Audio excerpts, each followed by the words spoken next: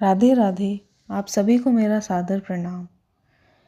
आज यानी 30 मार्च को हमारे चैत्र नवरात्रि प्रारंभ हो चुके हैं और आप सभी को हिंदू नववर्ष की हार्दिक शुभकामनाएं।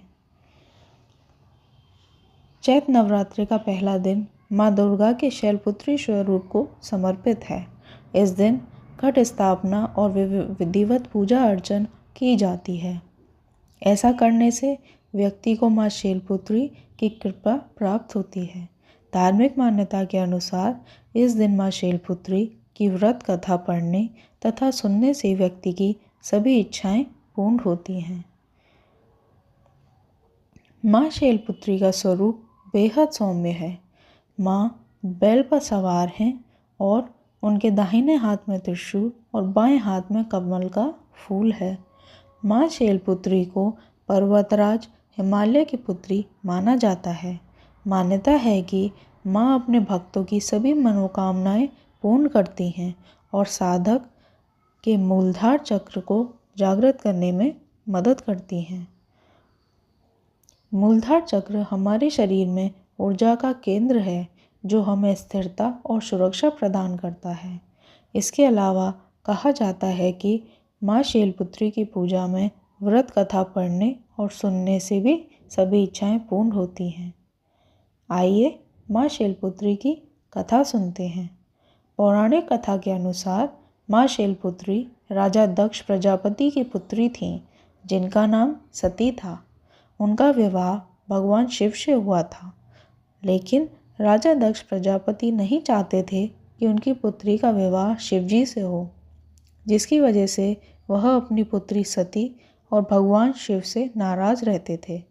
एक बार प्रजापति दक्ष ने यज्ञ करवाने का फैसला किया। इसके लिए उन्होंने सभी देवी देवताओं को आमंत्रण भेज दिया। अपनी पुत्री सती और दामाद भगवान शिव को नहीं बुलाया। देवी सती उस यज्ञ में जाने के लिए बेचैन थी, लेकिन भगवान शिव ने उन्हें बिना आमंत्रण के वहां जाने से मना किया। लेकिन सती माता नहीं मानी और अपनी हठ पर अड़ी रहीं। इसके बाद महादेव को विवश होकर उन्हें भेजना पड़ा। सती जब अपने पिता प्रजापति दक्ष के यहाँ पहुंची तो वहाँ किसी ने भी उनसे प्रेम पूर्वक व्यवहार नहीं किया। उनका और भगवान शिव का उपहास उड़ाया। इस व्यवहार से देवी सती बहुत आहत हुई। वे अपने पति का अपमान बर्दाश्त नहीं कर पाईं और क्रोधवश वहाँ स्थित यज्ञ कुंड में बैठ गईं।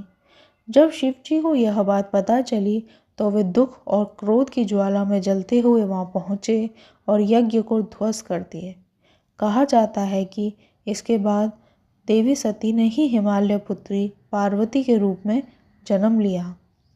हिमालय की पुत्री होने के नाते देवी पार्वती को शैलपुत्री के नाम से जाना गया। माँ शैलपुत्री की कृपा आप सभी पर बनी रहे।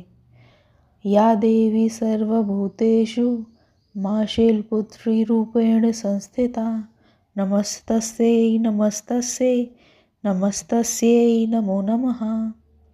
माँ शैलपुत्री को शुद्ध गाय के घी का भोग लगाया जाता है और पीले वस्त्राज धारण करने चाहिए। जय माता दी।